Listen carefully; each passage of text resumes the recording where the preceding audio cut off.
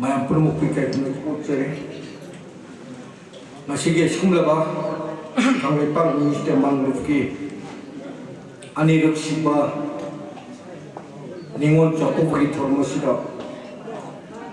Sige soalnya sing PDP madam General Thongam Gesopo ini owner ini silba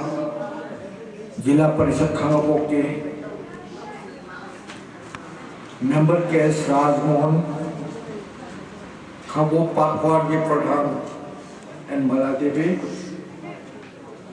part 2 के प्रधान S open Roman part 3 के प्रधान madam लेशानु Salom बने अदुगा special invitee होना लेकिन बिकिदबा मयाम Singh मरतगी RIMS के media adviser अदुगा आज TV की discussion award मयाम बिरिबा आइगिनो Philip नाउरिबम अदुग Manipur के Sangai rabi actress in मनुंदा आई इशनपी पुनेश्वरी इशनपी नोथांगान पे मया पुरमुकी कॉमेडी वना कॉमेडियन वना लाइब्रेरीबा हैप्पी राजन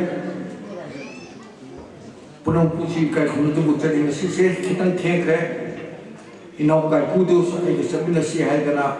आई चनपी अरुण लागत तो होने जब ने दो मासे फिबम चादबा मोंग दले होरे यम कन्ना होरे मांगाई लेरिंगी जा कितन थेंक ओकरे बोलो बिबे यादे गोकुलसु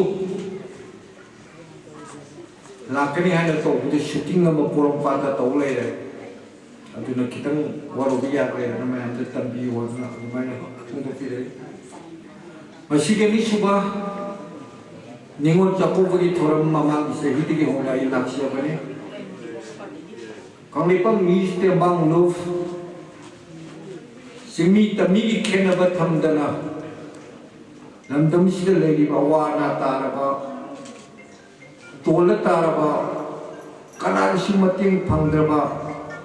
मतुंग हिंगने होनबदा अवाबा pollen कयाम पुजरबा ngasi ayuk sisaraga hore lungtangi sarat tamngai traba Manipur government gi miyeng system senbang ngamdraba lekai gi pradhan holo member holo jila parishad holo councilor holo mayor holo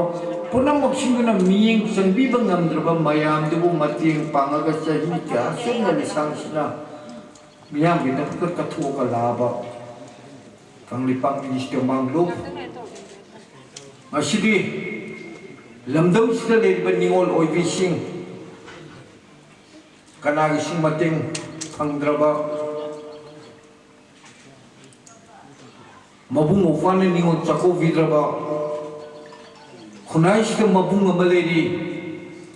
Mawwa amaledi Magi apuk paledi Haidana Sofuk sefam leitraba ai khoi pun maki minbang da ai khoi no umdraba mafam da kap tuna hafi khaba mapuri ga kaina khrebi kya adum ba marai ba khirbi mayam da khomje laga sako bugi thorum ni si nusitra अखोई प्रमुख की मरता हिंगी है दंगाई रबा सोनाई रबा निमुन मयाम अमसु कौखल लगा साकोरी बने अखोई अतुकी मति गमने इमोशनल होइबा सिमी तमी की खेना बथम दबा लमदम सिगी ले how the Punne मिनर by Kosi अमतरे अखोई प्रमुख सिनु सिचाने हिमिने कदमने हाबी वाखंदा कथोगा लेजरबा तुंगलबा कंगलिपम निस्ते बांगलोने असिगुंबा थोरमसे तंगाई फदना अइसु यावदबा यादे हाइदुना ngasi lai bani hayeng si ai gi isa lupa atuba luhun bunu bani Masih tanam maka mayam masih tanam maka aku maduna bakal lau kore. Aku di jurun gumna. Aisu tangkul senu nimol bagi baku buku hayang bagi oidore. Kamjong distrikte bongpang kuldagi ne. Kaising nimol ne. Yang nungsi masuk sukajai. Simi tami ani ki mari si sakana buhona bada aikoi ne sahi kya mamang dagi aikoi amatani singda chala ka panglau logo platform da panglau logo ga nataba aikoi emotional integration na sagat pagi mathau pangai phati thamoi ga ani ki manung da lei ban nungsi na bagi mari do lei kanda manipur kai be yaroi na singda lawo do nataba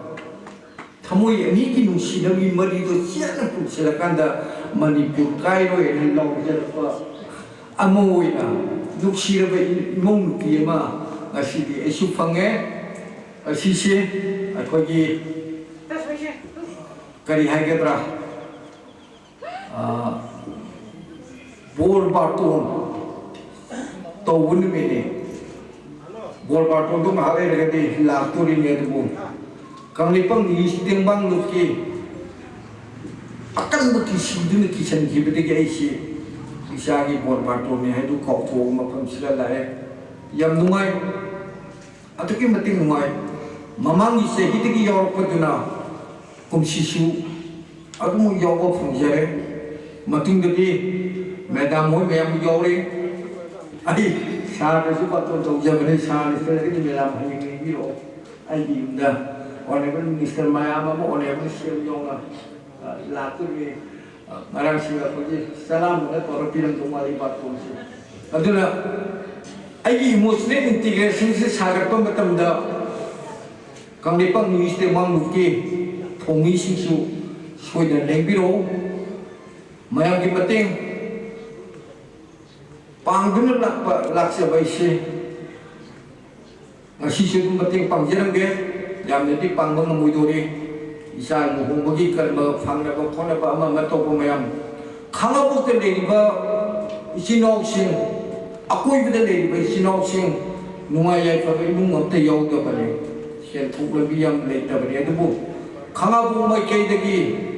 lusing ba mo ina e mi te na ma gi lai man de group ba yam am sa la kan da mayang gi mating pa ngai se 강복기 미얀나 것이 큰 길에 간다. 만약 방톡절에 이바 마기 때문에 방톡절에 있으다. 서포트 비바 morally or physically support biba yang mathuktai agala minabi sanfi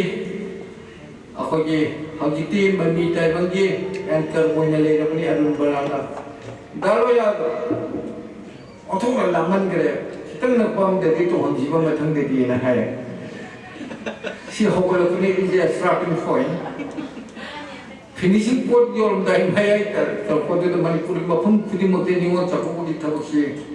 tawu kadaba male aduna maya puna mane support to view machin mu kwani ki mari sagana buhona bada